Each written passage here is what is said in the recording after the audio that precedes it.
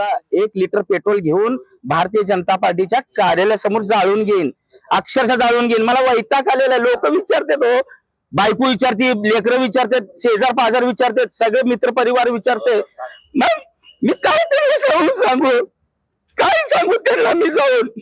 तुला मी अंबादास राम जाधव गेल्या अनेक वर्षापासून सेटलमेंट भागामध्ये पहिल्यांदा भारतीय जनता पार्टीचा झेंडा घेऊन जाणारा कार्यकर्ता म्हणजे मी.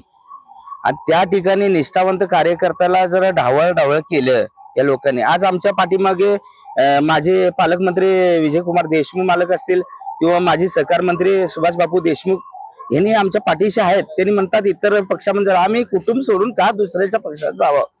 जर आमच्यासारख्या निष्ठावंत कार्यकर्त्यांना प्रामाणिकपणाने काम करणाऱ्याला जर न्याय नाही मिळाला तर मी स्वतः 1 लिटर पेट्रोल घेऊन भारतीय जनता पार्टीच्या कार्यालयासमोर जाळून घेईन, अक्षरशः जाळून घेईन. मला वैताग आलेला आहे. लोक विचारतात हो, बायको विचारते, लेकरं विचारतात, शेजार पाजार विचारतात, सगळे मित्र परिवार विचारते. मग मी काय त्यांना सांगू, काय सांगू त्यांना मी जाऊन. तुला सारखं ढवळा लागले, सारखं ढवळा लागले. कधी भीती आली तर भीतीचं आम्ही धर्म निभवणार, आम्ही धर्म निभवणार.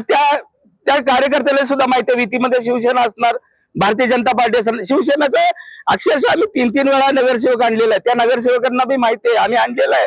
हे दुःख आहे. आम्हाला जर नाही नाकारलं तर 1 लिटर पेट्रोल घेणार मी गाडीत, सीधा जाऊन भारतीय जनता पार्टीचा 30 तारखेला 7 वाजता मी जाळून घेणार. हा आम्ही हो, मी बी उमेदवार. मी 22 मधून मी मागितलेलं आहे, 23 मधून मी ओपन मधून मागितलेलं आहे. मी नाही असं नाहीये, पण न्याय द्या. निष्ठावंत कार्यकर्त्याला न्याय द्या, जे काम केलं त्याला न्याय द्या. डोळ्यात आसरू आहे.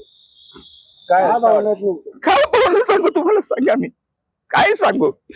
काय केलं नाही आज कोणाला माहित नाही, सगळे आमदार खासदारांना माहिती मी काम केलंय. हा, मोदी साहेब ज्यावेळेस गुजरातचे मुख्यमंत्री होते त्यावेळेस सोलापूरला आल्यानंतर मी त्यांच्यासोबत 8 तास होतो.